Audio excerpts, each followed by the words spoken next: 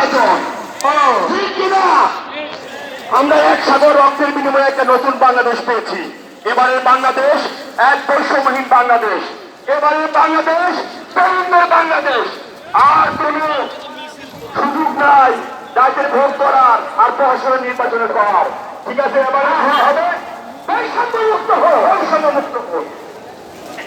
সবই বুঝলাম, কিন্তু আন্তরিকতা কেউ কয় না, কেউ মনেও রাখে না। সবাই ভাবতেছেন আমি গেলা না, আমি গেলাম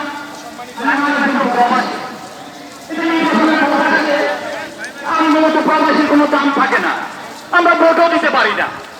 অথচ বিদেশের মাটিতে হাত ভাঙা পরিশ্রম করে, মাথার গাম পায়ে ফেলা, রক্ত পানি করে পরিশ্রম করে টাকা ইনকাম করি, সেই টাকা দেশে পাঠাই